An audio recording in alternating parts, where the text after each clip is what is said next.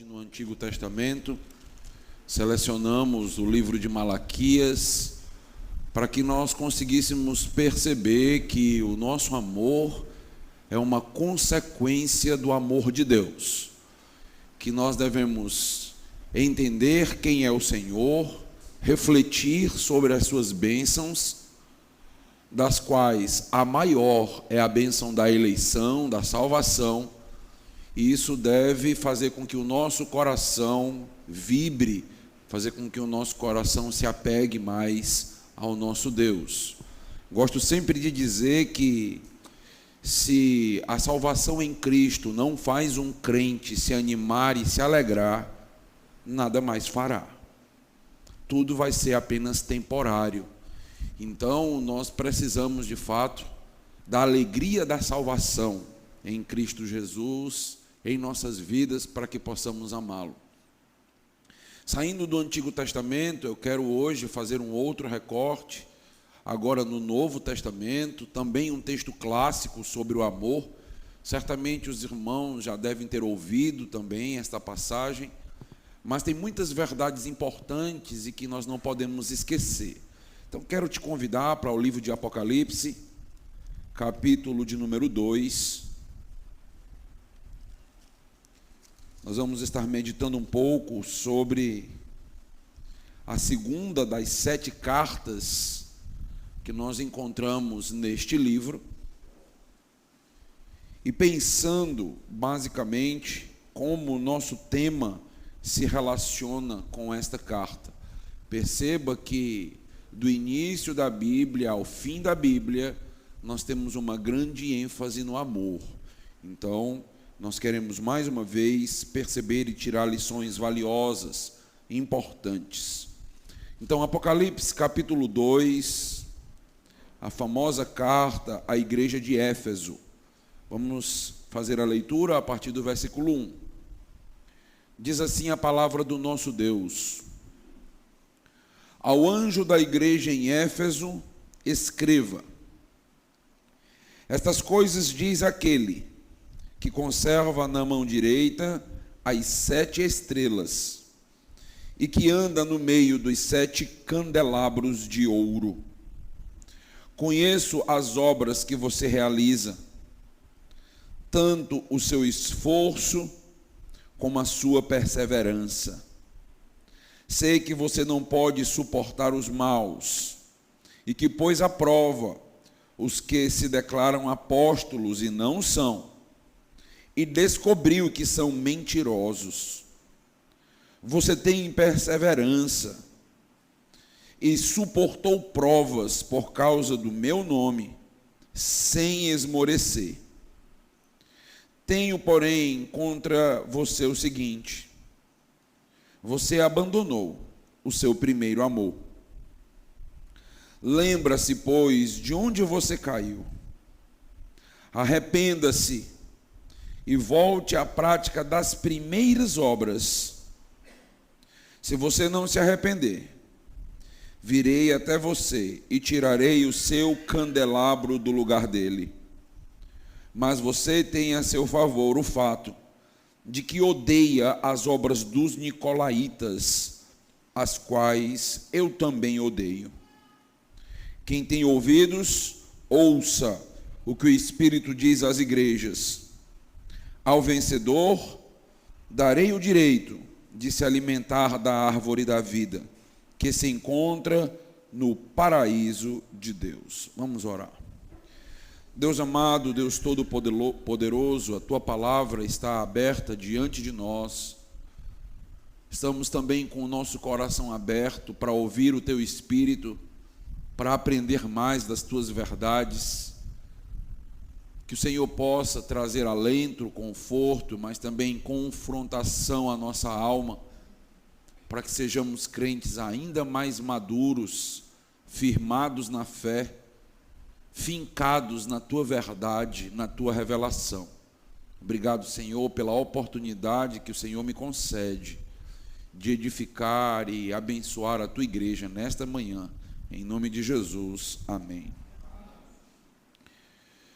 Então, o livro de Apocalipse, ele é um livro muito rico, é uma literatura de profecia escatológica, por isso que você percebe no livro tanto simbolismo, tantas figuras de linguagem.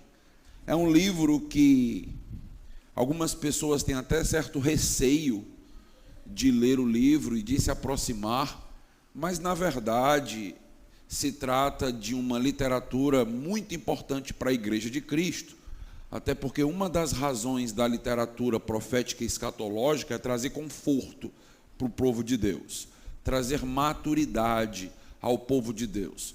Os irmãos devem lembrar, por exemplo, de 1 Tessalonicenses capítulo 4, quando o apóstolo Paulo está escrevendo à igreja, e a igreja está apreensiva a respeito dos mortos que já faleceram, né? E quando Cristo voltar, estes que faleceram, o que acontecerá com eles?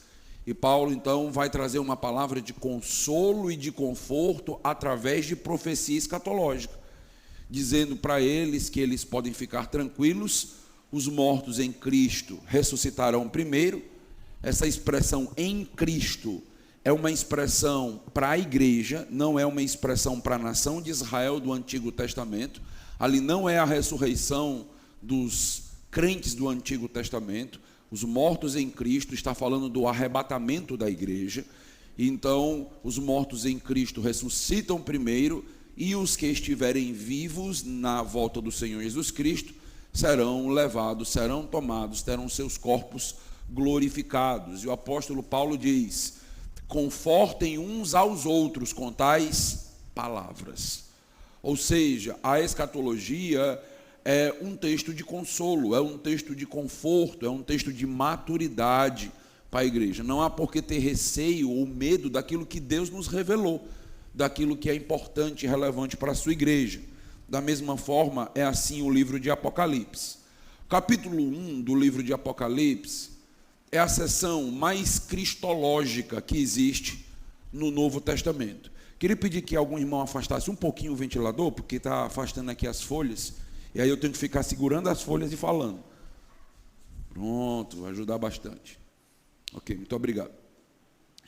Então, o capítulo 1 é um capítulo cristológico, então ele se trata de um capítulo das Escrituras que nós temos pelo menos 10 descrições sobre a pessoa do Senhor Jesus Cristo. Perceba que se você não estudar o livro de Apocalipse, você vai conhecer menos do Senhor glorificado, menos do Senhor vencedor. Então, um dos propósitos desse livro é justamente nos lembrar que Jesus Cristo venceu, está triunfante, glorioso e que cuida da sua igreja. Então, estas sessões a respeito da descrição de Jesus, elas vão estar aparecendo em pequenas porções a partir do capítulo de número 2. Tudo que foi dito no capítulo 1 vai ser agora recortado, e partes das descrições de Jesus vai aparecer em cada carta da igreja. É como se cada descrição de Jesus atendesse a uma necessidade específica de cada igreja. E aí cada carta vai ter ali uma declaração sobre Jesus. É assim então que nós vamos começar a carta. Ao anjo da igreja em Éfeso escreva. Então olha a descrição. Estas coisas diz aquele que conserva na mão direita as 7 estrelas e que anda no meio dos 7 candelabros de ouro. Vamos começar pelo versículo de número 1. O versículo de número 1, ele fala a respeito do anjo da igreja. Você vai perceber que esta é uma demarcação em todas as cartas. Então, Jesus Cristo está se revelando, está comunicando à sua igreja, instruindo a sua igreja, e o texto fala a respeito do anjo da igreja. Há muitas tentativas de interpretar exatamente o que significaria o anjo da igreja. Mas o que eu tenho entendido é que, por se tratar de uma literatura escatológica, faz sentido o uso de símbolos, principalmente a presença de anjos, que é muito marcante dentro da literatura escatológica judaica. Então, esta figura é utilizada para falar a respeito da liderança da igreja. Então, ao anjo da igreja é uma forma figurativa para falar daquela liderança. Eu estou entregando uma mensagem para a igreja e esta mensagem é entregue para o líder, para que esse líder responsável da igreja possa então trazer uma comunicação. Isto é valioso e é importante por quê? Porque a mensagem de Deus primeiramente atinge o coração do líder. Todas as vezes que um pastor vem ao púlpito para pregar, para ensinar em uma escola bíblica dominical, ele foi o primeiro alvo da palavra de Deus. Então, se ele precisa comunicar com clareza, piedade, coragem a palavra de Deus, certamente o coração dele foi o primeiro a ser confrontado. E eu tenho dito que se Deus não tratar primeiramente o coração dos líderes da igreja, dos pastores da igreja, as igrejas irão padecer e sofrer muito. Porque as igrejas são alimentadas a partir do púlpito. E púlpitos que de fato não têm líderes piedosos vão trazer muitos danos e prejuízos à igreja de Cristo. Perceba que ao anjo da igreja é dito aquilo que ele deve comunicar. Cabe a ele apenas fidelidade. O que cabe a um pastor? Entregar a mensagem tal qual ele recebeu. Não cabe a ele criatividades, não cabe a este líder que ele mude a mensagem. Mas essa mensagem é muito confrontativa. Então, eu vou aliviar a carga da pregação para que os irmãos não sintam tanto, para que os visitantes se aproximem novamente no próximo culto. Isso se chama infidelidade e barganha do evangelho. Nós precisamos entregar aquilo que Deus nos ensinou, nos deu para entregar da exata maneira que é. Tem textos que são confortantes, tem textos que são de consolo, tem outros textos que eles vão trazer grande confrontação ao povo de Deus, inclusive aos visitantes. Talvez alguém chegue na igreja e diga: eu não vou mais voltar, porque eu ouvi essa mensagem. Se o pregador foi fiel a Deus, não se preocupe, essa pessoa vai voltar se Deus quiser. Vai ser a providência do Senhor. Uma pessoa que vive confrontando Deus com a sua vida precisa ser confrontada pela mensagem do evangelho. Precisamos de homens de coragem para fazer esse tipo de trabalho e obra. A igreja precisa estar orando, grata a Deus pelos pastores e líderes sérios que já tem, e suplicando ao Senhor pela próxima geração, se Cristo não voltar, de homens piedosos e sérios. Então a carta é direcionada a este líder da igreja em Éfeso, e logo em seguida nós temos uma informação brilhante, que é retirada já do capítulo de número 1. Estas coisas diz aquele que conserva na mão direita as 7 estrelas.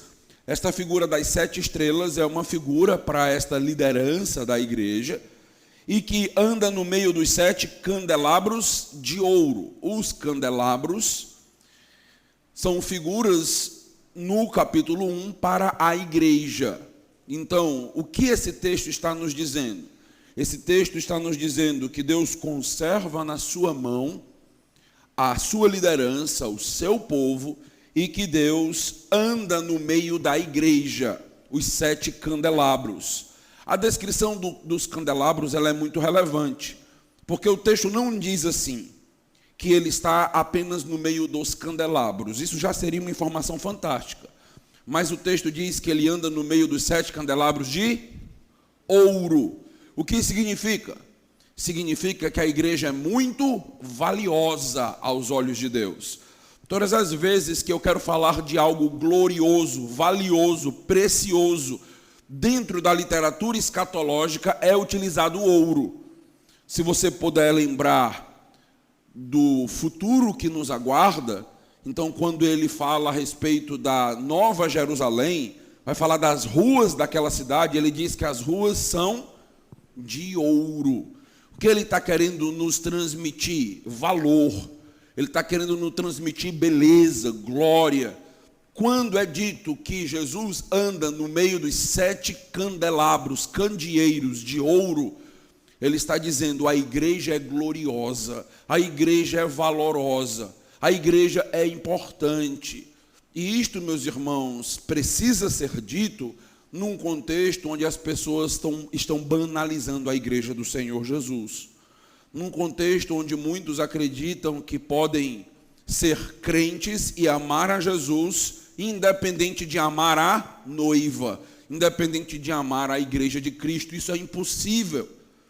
Não dá para estar com Jesus e não estar com a igreja. Porque o texto nos diz que Jesus está onde? No meio dos 7 candelabros de ouro. Jesus está na igreja que é dele. Jesus caminha por essa igreja. O que isso significa? Significa zelo, significa cuidado, significa presença espiritual do próprio Jesus no nosso meio. Então, quando nós realizamos um culto como este, não se trata apenas de um ajuntamento de pessoas intelectuais. Se trata de algo espiritual, que nós nem conseguimos medir e entender completamente a profundidade do que nós estamos fazendo. E eu acho que Deus até nos permite não entender completamente, para que a gente possa agir até com certa naturalidade. Mas o que o texto está dizendo é, quando a igreja de Cristo se reúne, Cristo está no meio dela. Cristo é o mais interessado pela igreja do Senhor Jesus. Ele está vendo tudo o que nós fazemos, Ele está testemunhando e presente diante dos nossos cultos. Por isso que nós batemos tanto na tecla, o culto deve ser respeitoso, reverente, precisamos ter posturas santas, precisamos nos vestir de uma maneira decente, digna, porque nós estamos realizando um culto na presença de Deus. Existe uma expressão latina que é bem utilizada para falar sobre a presença de Deus nos cultos. É usada a expressão corandeu. Nós pregamos na presença de Deus.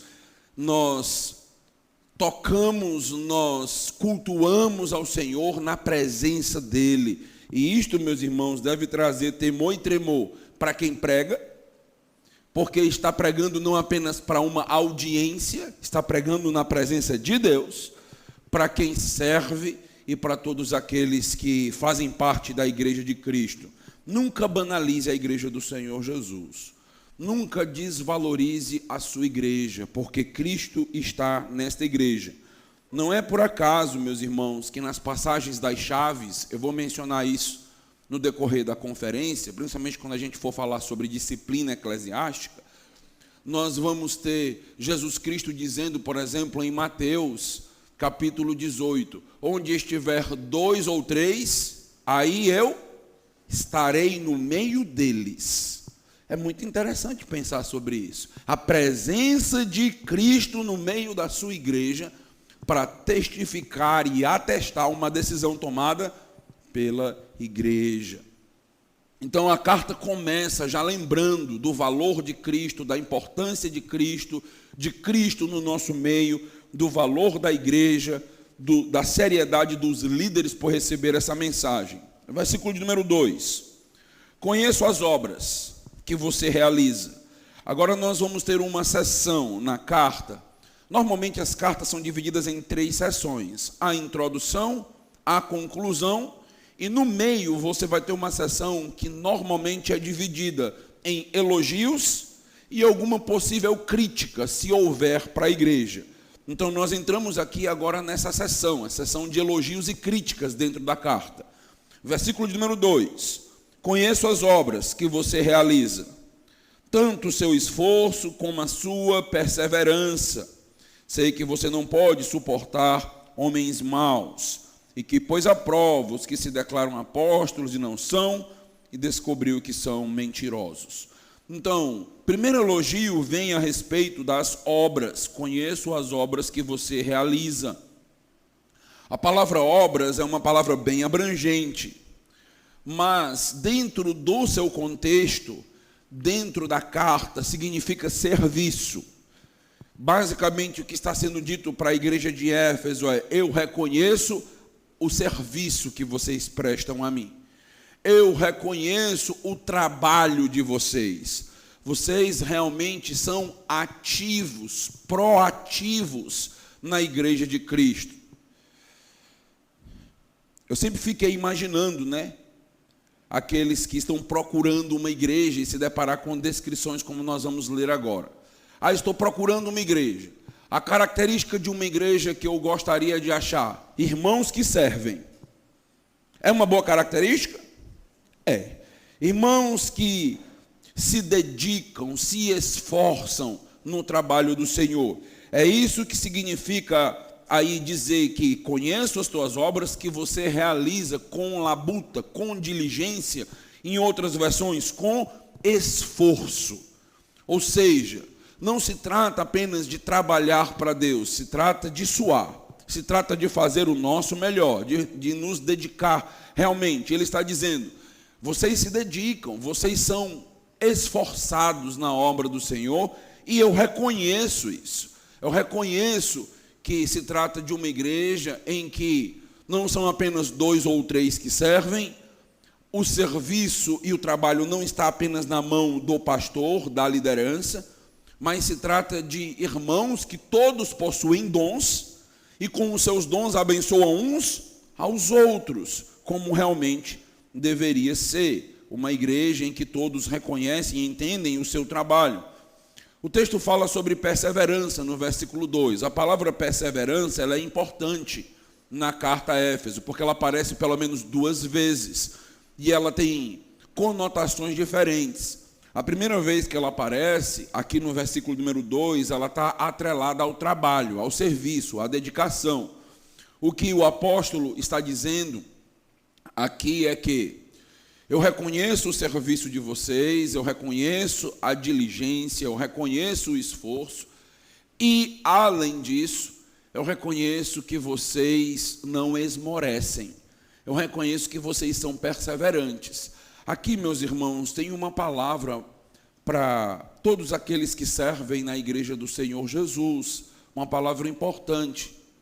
Às vezes, nós nos colocamos à disposição para assumir um cargo, assumimos um cargo de liderança por 1 ano, trabalhamos em algum ministério, na liderança desse ministério, mas algumas coisas vão acontecendo no decorrer do percurso que nos desanima.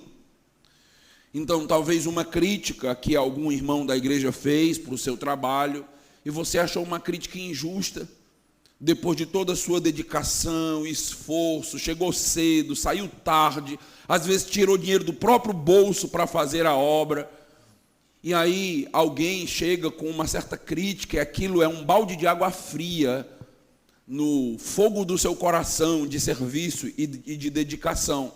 Algumas coisas podem acontecer no percurso que fazem com que a gente pense: esse é o último ano que eu vou servir. Eu vou comunicar logo ao pastor que ele procure outra pessoa, porque eu já cumpri a minha tarefa. Eu já me esforcei, já fiz a minha parte, a partir de agora eu cruzo meus braços e sento na cadeira e que outros vão servir. Não estão reclamando? Pois façam. Pode surgir esse espírito em algum momento no seu coração. E o que o texto diz? O texto diz assim, esta igreja trabalhava, o trabalho era dedicado e esforçado, e esses irmãos eram perseverantes. Eles não paravam. Eles entendiam: eu não posso parar, a obra é de Deus, eu não posso parar, eu preciso continuar, eu preciso fazer. Então, uma característica belíssima é não se deixar abalar no privilégio e honra que temos de servir ao Senhor pelas pequenas coisas que acontecem durante o percurso. Era uma igreja que servia ano após ano e continuava dedicada, e continuava trabalhando, e continuava se esforçando, quanto mais o tempo passava. É ou não é uma característica belíssima da igreja? É ou não é digna de elogio? Já pensou receber uma carta de Jesus pelos correios? E a carta chegar e dizer: eu tenho um elogio para fazer para vocês. Vocês realmente são dedicados. Vocês realmente são esforçados. Por mais tribulação que a igreja passe, por mais pressão, por mais crítica, vocês não desistem e continuam ali aguerridos e apegados à obra do Senhor. Então, Deus deseja que nós também sejamos assim. Isso é um elogio à igreja de Éfeso que deve reverberar também nas nossas vidas, na vida dos líderes, na vida dos pastores. Em algum momento pode ser que o líder, o pastor, ele pense: tá bom, chega.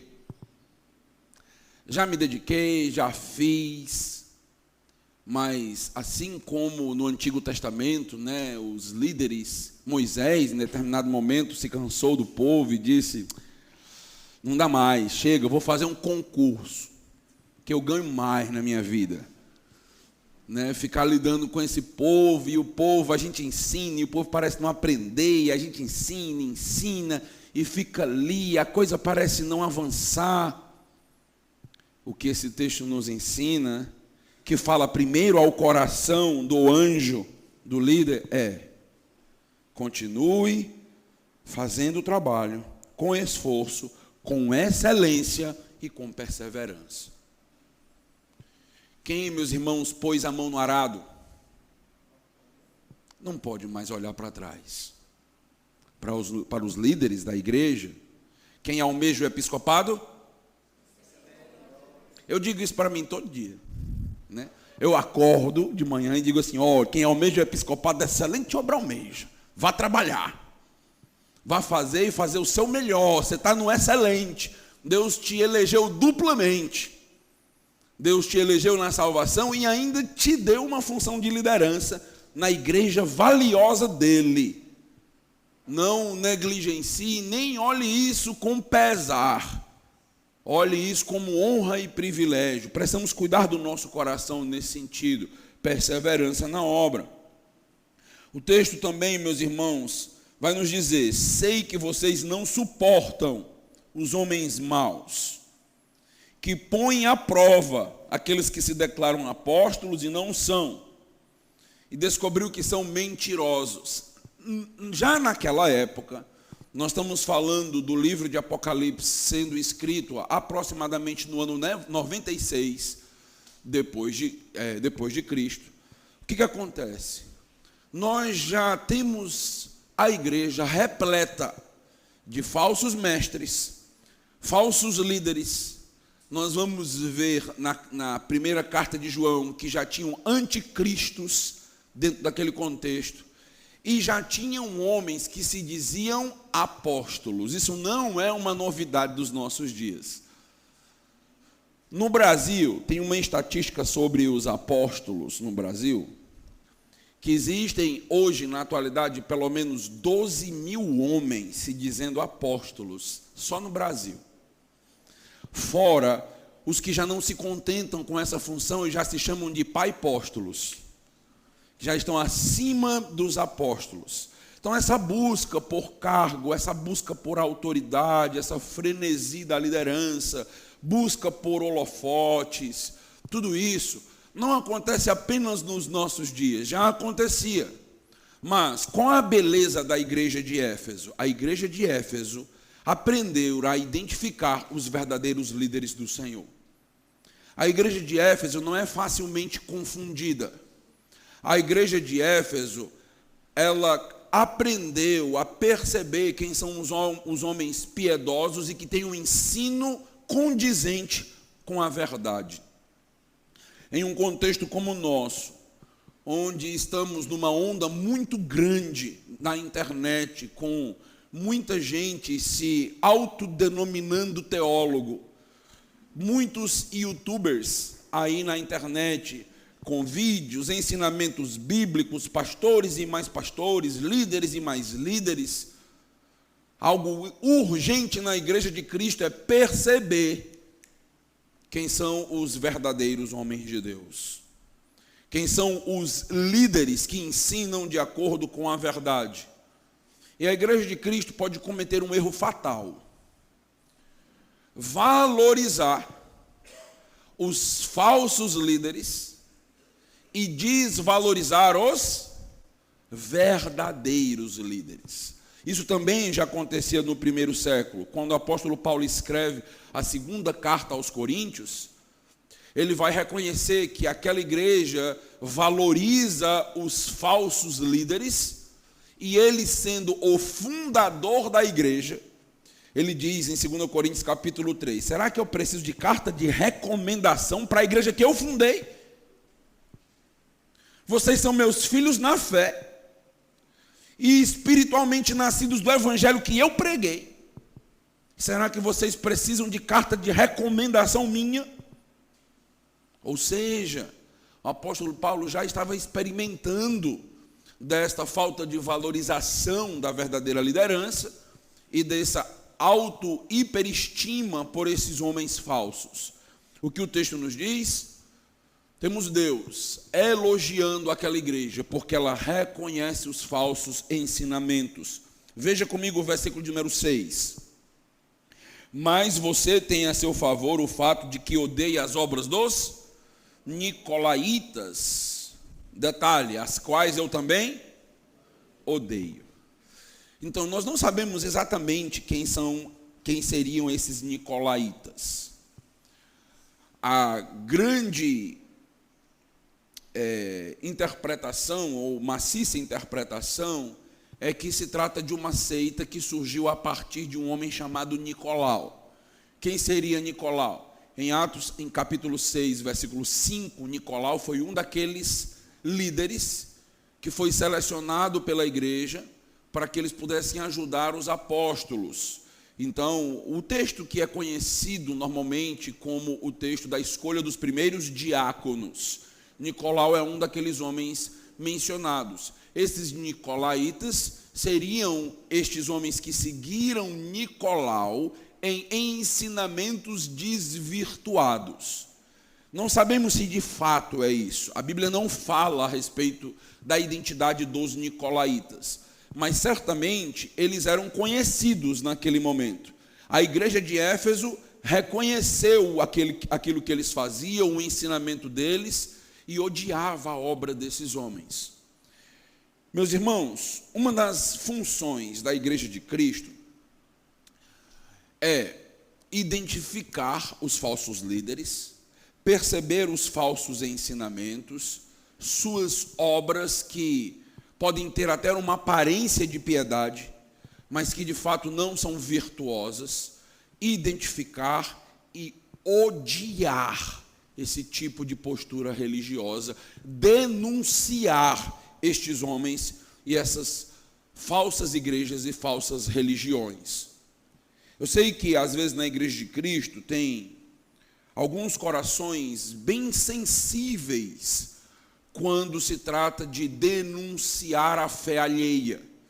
Então, vai ter uma liderança que vai chegar e vai ter um tom mais áspero para falar a respeito de falsos líderes, chamando certas igrejas e certos grupos de seitas.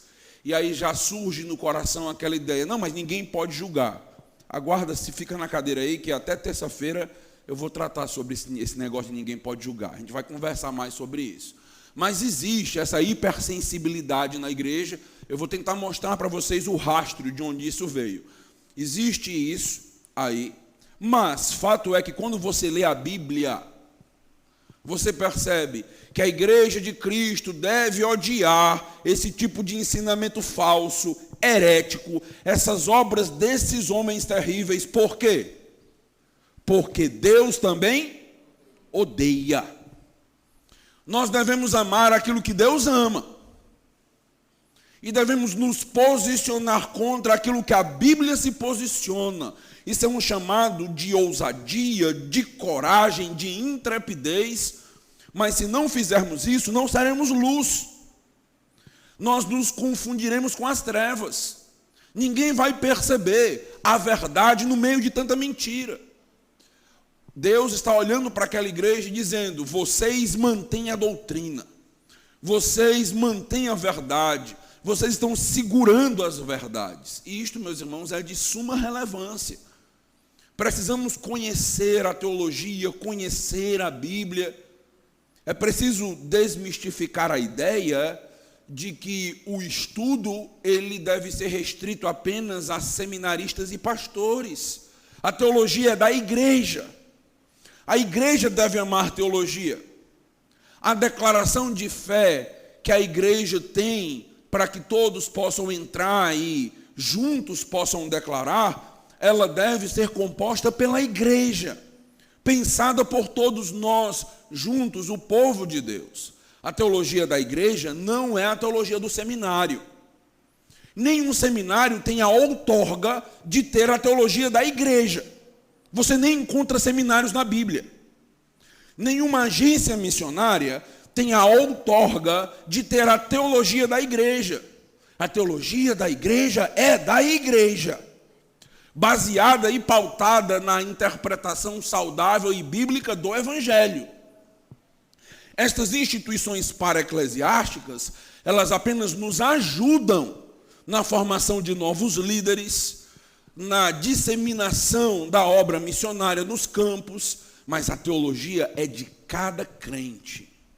Eu já tenho escutado no meu ministério, no decorrer dos anos, pessoas chegando na igreja com uma teologia completamente diferente da que a igreja tem, seus distintivos, e pessoas dizendo assim: não, pastor, não tem problema não, porque eu não me importo com a doutrina não. Estou chegando, eu não me importo. A minha resposta tem sido: pois essa igreja não quer você como membro. Mas pastor, nós não queremos na igreja de Cristo quem não ama a verdade de Cristo, quem não ama a palavra do Senhor. Nós não queremos na igreja pessoas que estão apenas ali balançando sua cabeça em concordância com tudo que vem da nossa cabeça. Nós queremos os verdadeiros eleitos, o verdadeiro povo de Deus que ama o Senhor e ama a sua verdade, que se interessa por teologia, que se interessa por escola bíblica dominical, que se interessa por culto, que se interessa por institutos que são feitos nas igrejas. Por quê? Porque a teologia defende a igreja.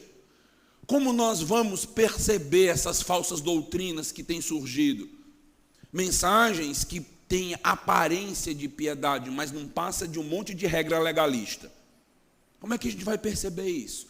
No período de Paulo, já existia isso. Quando ele escreve a igreja de Colossos, ele já vai dizer um monte de regras criadas que tinham uma aparência de piedade, mas não contribuíam em nada com a vida virtuosa. Então, igrejas legalistas que aparentam ser piedosas, igrejas libertinas, onde se pode tudo e que têm a aparência de piedade, pastores e líderes simpáticos, com obras sociais, dentro do que a gente chama, desta missão integral, evangelho da prosperidade, o evangelho coaching, tudo isso chegando na igreja de Cristo e causando um alvoroço nos corações, mudando expectativas, as pessoas chegando no culto sem perceber, mas já buscando uma outra coisa que não é a verdade de Cristo. O que nós temos na igreja de Éfeso é uma igreja firmada na palavra. Que tal essa igreja? É uma boa igreja para se congregar ou não? Excelente, não é? Já pensou a carta lá dos Correios? Vocês amam a verdade. O pastor dessa igreja estuda, está lendo, está se preparando, está preparando as mensagens com esmero, com esforço, está explicando a Bíblia para vocês. Vocês são atentos na verdade, vocês têm avidez, têm sede da verdade, vocês percebem pregações falsas. Tenho sempre dito, lá na nossa região tem uma rádio chamada de Rádio Gospel. Às vezes eu fico escutando para ver o que está acontecendo ali na rádio, E eu tenho dito lá para a igreja: o membro dessa igreja que escuta essa Rádio Gospel não é crente, não. Não tem como você ser crente se você escuta e gosta do que você está ouvindo. Não tem como, isso é falso evangelho. Meus irmãos, eu não sei como está aqui em Campina Grande, João Pessoa. Eu sei que na nossa região as falsas igrejas estão aparecendo igual pipoca na panela. As churches estão aí, atraindo dezenas, centenas, milhares. Às vezes ela abre num ano, no aniversário de 2 anos, você já tem milhares de pessoas naquela igreja. E quando você escuta o que está sendo ensinado, é o falso evangelho, é maldito, é anátema, isso precisa ser dito. Precisamos ter a ousadia e a coragem de identificar. Mas isso não apenas os líderes, todos os membros. Deus ama algumas coisas, mas na Bíblia Deus odeia outras coisas.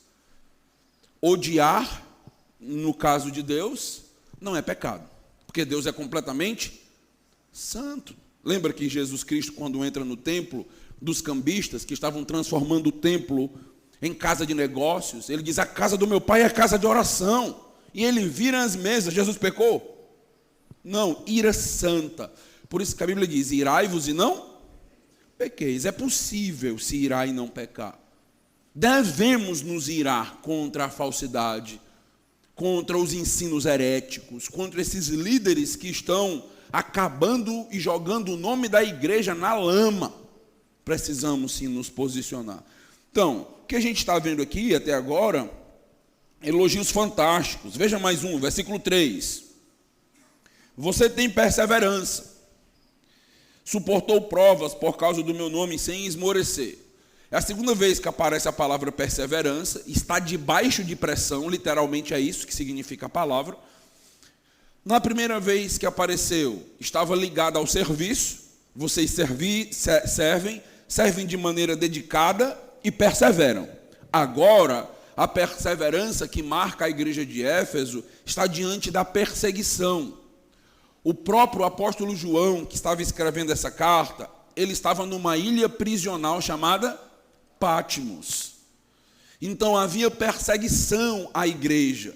Eles estavam sofrendo perseguição por parte do Estado e inclusive por parte dos judeus. Havia esse tipo de perseguição.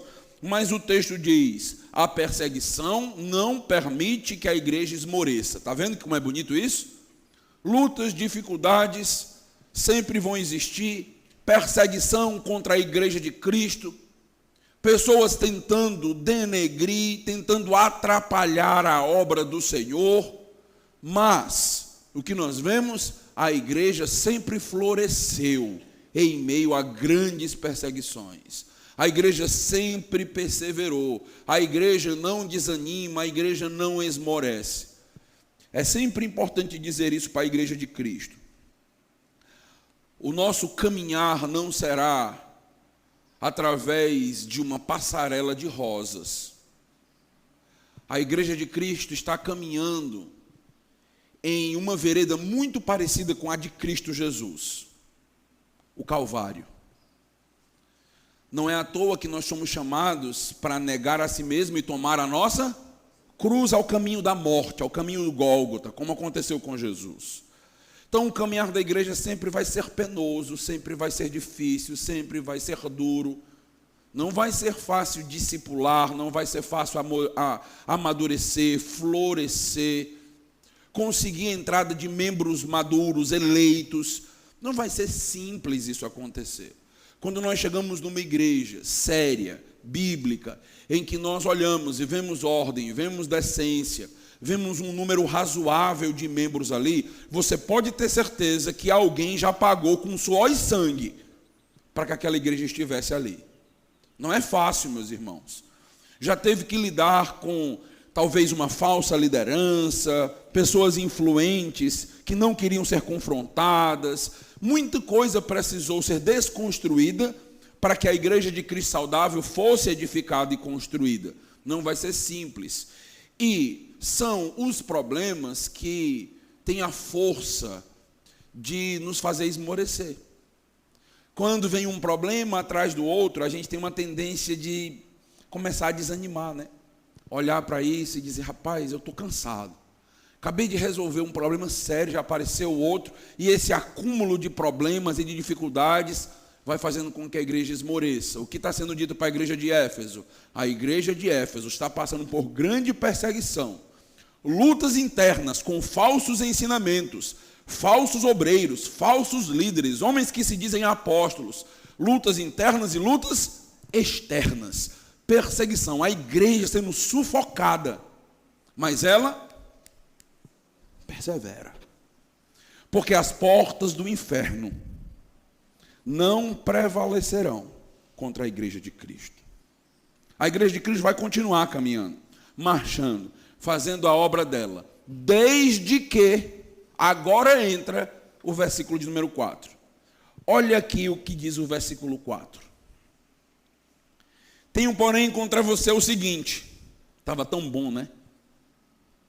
Você abandonou o seu primeiro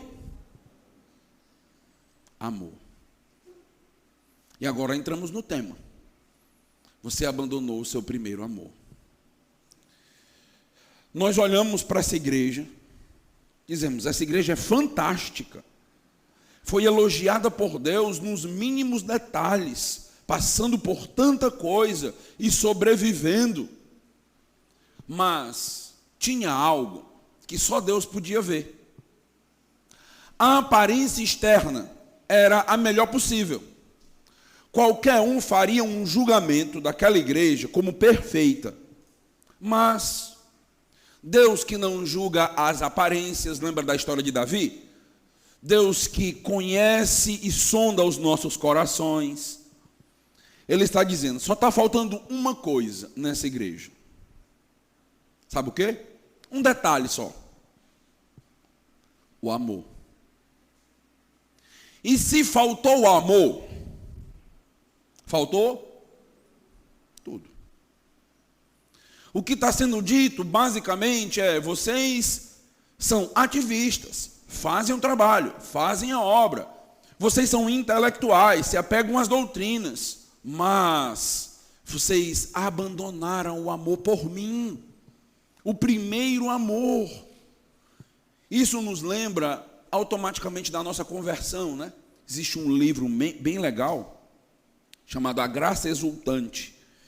E esse livro fala desse primeiro amor, ele fala sobre as graças iniciais de Deus na nossa vida, como Deus nos rodeia com essa graça protetora naquele primeiro momento da conversão, e nos sentimos tão bem, com vontade de ler a Bíblia, tão empolgados, tão animados, coração ardendo e batendo forte, querendo participar de todas as programações, né? E o que está sendo dito basicamente é: vocês abandonaram o primeiro amor. Vocês não me amam mais como vocês amavam. E todo o serviço, toda a dedicação, todo o conhecimento doutrinário, sem amor por Jesus, se torna inútil. A igreja se torna apenas uma instituição meramente religiosa, mística.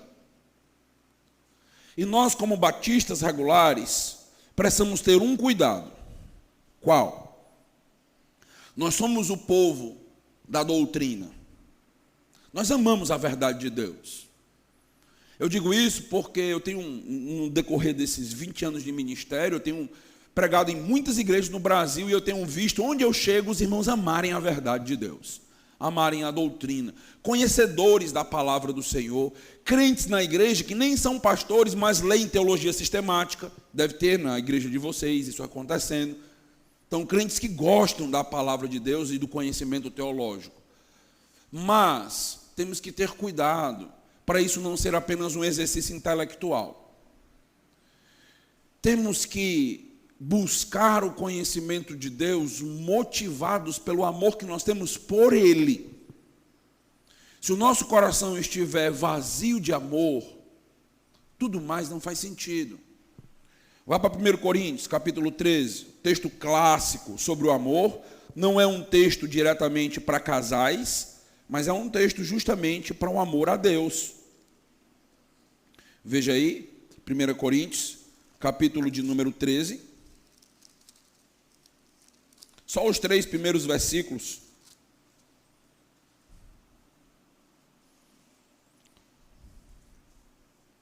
Lendo a partir do 12:31. Entretanto, procurem com zelo os melhores dons, e eu passo a mostrar-lhes um caminho ainda mais excelente. Ainda que eu fale as línguas dos homens e dos anjos, se não tiver amor, serei como o bronze que soa, como o símbolo que retine. Ainda que eu tenha o dom de profetizar, e conheça todos os mistérios e toda a ciência, ainda que eu tenha tamanha fé a ponto de transportar montes, se não tiver amor, nada serei.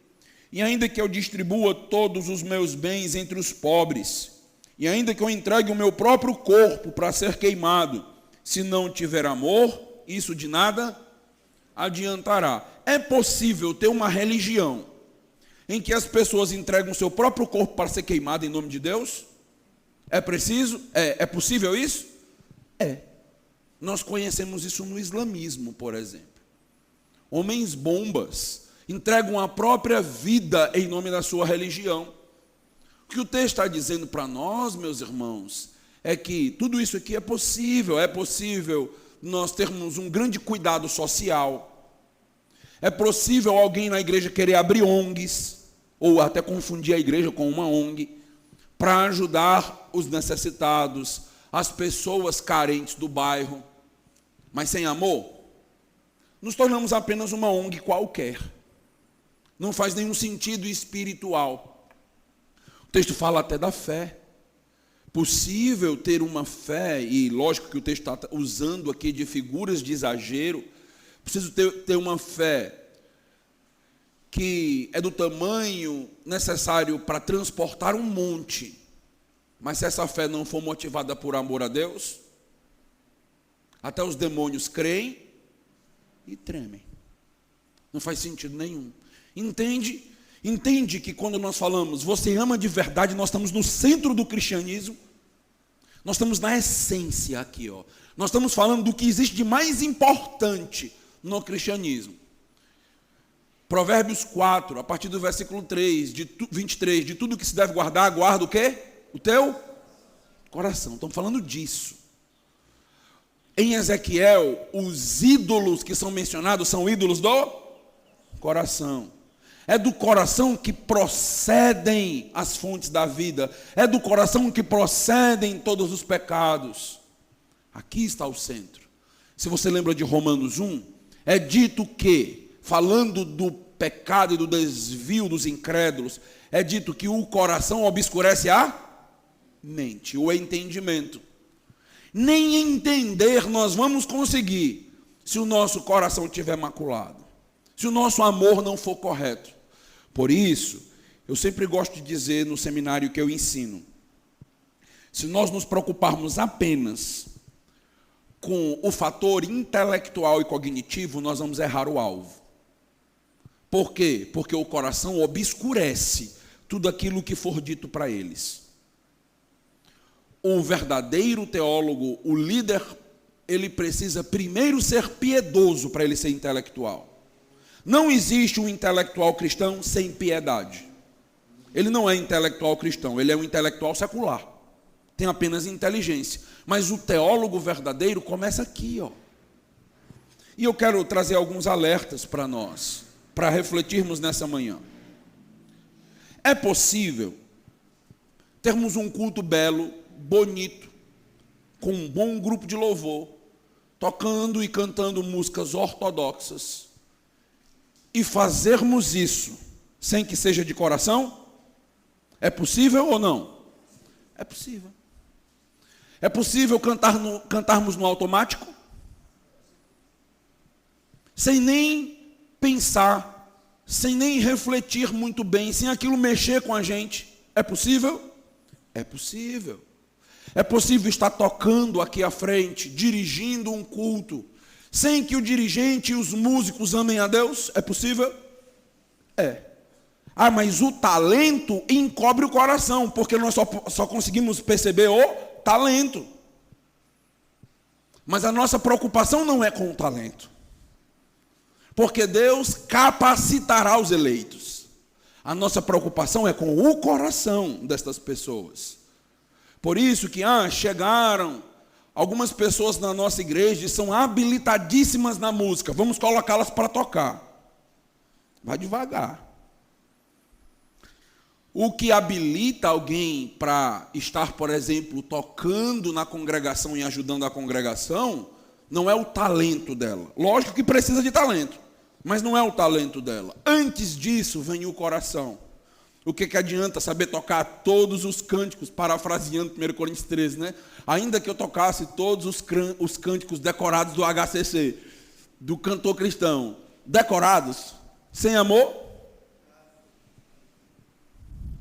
Impressiona as pessoas, uma pessoa que tem uma boa voz, uma pessoa que sabe tocar bem um violão ou outros instrumentos, impressiona? Impressiona. Mas a nossa pergunta é: impressiona a Deus? O que agrada a Deus? No Antigo Testamento, o mero sacrifício agradava a Deus. Sacrifícios agradáveis a Deus são espírito quebrantado, coração compungido e contrito. Isto é do prazer do Senhor. E não o sacrifício pelo sacrifício. Isso pode ser só religiosidade. Então, é possível ter alguém pregando de púlpito com um determinado conhecimento, aprofundamento teológico, mas ele fazer isso sem amar a Deus? É possível? É possível. Academicismo é alguém que gosta de estudar, é alguém que tem prazer em ler, tem prazer em estudar, tem prazer no conhecimento, mas faz isso com a motivação do conhecimento pelo conhecimento, e não por amor e glória a Deus. Faz isso pelos aplausos, faz isso pelos holofotes, faz isso pelo reconhecimento das pessoas. É motivado por isso, pelo tapinha nas costas depois do culto. Pastor, hoje foi espetacular. E o ego? Pronto. Ganhou já o que precisava. Mas não é isso. Então nós precisamos nos preocupar, a começar do nosso coração. Será que nós também não já corremos o risco de ter abandonado o nosso primeiro amor? Será que nós não estamos caindo no piloto automático da fé? Será que nós não estamos fazendo aquilo porque nós aprendemos e somos acostumados dentro de uma tradição? Estamos apenas seguindo? Onde fica o coração? Um coração que palpita por Deus, que arde por Deus. Lembra dos 2 homens de Emaús, a caminho de Emaús? Quando Jesus Cristo se aproxima dele e vai falar algumas verdades para eles, o que eles dizem como conclusão daquilo? O nosso coração ardia. Ardia, é isso. Entende que as igrejas estão hoje num grande desafio de agradar as pessoas e de tentar fazer uma programação inovadora e de mudar estruturas, e nós precisamos colocar jogo de luz, e as igrejas vão colocar gelo seco, e é preciso isso, é preciso aquilo, porque a gente tem que agradar as pessoas, mas o coração do povo de Deus arde quando a palavra de Deus é pregada. O povo de Deus ama a Deus. O que tem acontecido é o que o Spurgeon já estava denunciando lá atrás. As igrejas estão se tornando expertas em entreter bodes. Mas os verdadeiros eleitos não precisam de muito. Eles precisam amar a Deus. E quando isso acontece, uma reunião simples se torna um bálsamo para nós. Uma comunhão simples, uma junta-panela, se torna algo gostoso, por causa da comunhão dos santos. Nos juntarmos para uma sociedade masculina e feminina, que nem tem tantos instrumentos assim, às vezes a gente canta a capela, mas aquilo tem um prazer para a nossa alma, por causa do coração, o nosso coração. Como está o nosso coração por Deus? Como está o nosso coração? Deus te trouxe para esse retiro, para mexer contigo. Deus te trouxe para que você repense algumas coisas, para pensar se realmente nós não estamos falhando e errando em alguns desses aspectos. Não adianta ter a aparência de igreja perfeita e ser até elogiada por Deus como Éfeso e não ter o principal, não ter o amor por Deus. O que marca o povo de Deus é o amor por Deus. Encerrando a mensagem, versículo 5. Lembre-se de onde caiu. Arrependa-se e volte à prática das primeiras obras. Se você não se arrepender, virei até você e tirarei o seu candelabro do lugar. A igreja de Éfeso deixou de existir. A igreja de Éfeso perseverou no seu erro. Mas o texto nos diz que há uma solução, que há uma forma de mudarmos o que tem acontecido. E esta fórmula também não é inovadora. Não é o segredo que um coaching vai te dar. É algo simples. Arrependimento genuíno. Eu não estou amando a Deus como eu deveria amar. Você deve, nesta manhã, se entristecer por isso. Deixa o Espírito Santo falar ao teu coração. Deixa esse pesar baixar na tua alma. Deixa realmente o teu coração ser contrito e quebrantado por não estar amando a Deus como deveria amar. Se arrepende e deixa Deus fazer uma obra belíssima na tua vida. Deixa Deus te recuperar para que você volte às primeiras obras, a fazer as obras que realmente glorificam e agradam o coração dele. Deixa Deus operar na sua vida nesse sentido. Pastor, eu tenho me sentido desanimado, frio na igreja, na obra do Senhor, sem prazer, sem satisfação. Pare, não continue vivendo assim. Não continue, pare. É momento de repensar. É momento de reavaliar. Esses momentos são importantes na nossa vida. Parar, deixe-me reavaliar. O pastor passa 10 anos numa igreja, 20 anos, 30 anos, e eu tenho dito, olha, de 10 em 10 anos é importante parar e reavaliar. Para. Repensa o que está fazendo. Está fazendo realmente de coração? Está fazendo para a glória de Deus? Para, repensa. Como crentes também precisamos fazer isso. Os anos vão passando. Não tem mais amor, calor, vibração. O coração não aquece mais quando eu escuto a palavra. Eu escuto o pregador domingo após domingo na minha igreja, o meu pastor domingo após domingo, e o meu coração está apático, frio, distante de Deus. Para um pouquinho. O problema não está no pregador. Se ele está sendo fiel às Escrituras, como normalmente os nossos pastores são, o problema não está nele. O problema não está na oratória dele. O problema não está na maneira que ele organiza seu esboço e tudo isso. O problema não está nisso. O problema está aí. Para. Chora na presença do Senhor. Diz, Senhor, eu não aceito essa letargia espiritual. Eu não quero te servir assim. Eu não quero ser chamado para vir tocar e como um fardo e uma obrigação na minha vida. Eu não quero chegar no domingo e pensar, ai, tem escola bíblica de novo. Aí lá vai eu, quase não consigo levantar para ir para a igreja, morrendo de cansado. Quando nas Escrituras nós vemos, alegrei-me quando me disseram, esse é o coração. Alegrei-me, porque eu estou participando do culto ao meu Deus. Ai, mas tem outro às 18 horas, às 19 horas, amém. Se tivesse o dia todo, era amém. Era bom logo que começasse, era 6 horas da manhã e só terminava no final.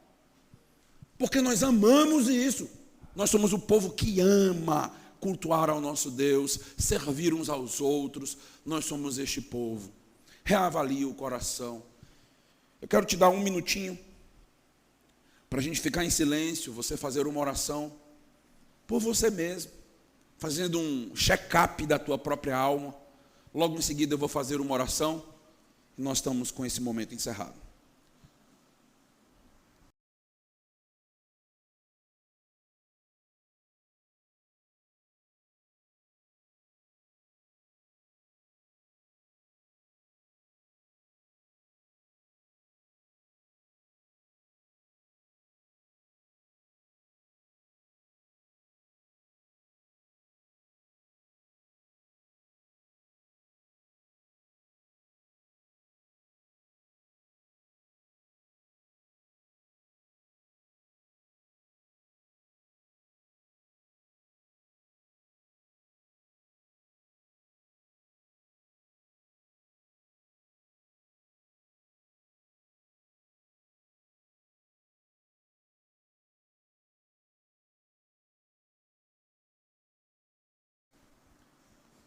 Deus amado, estamos juntos como a tua igreja eleita,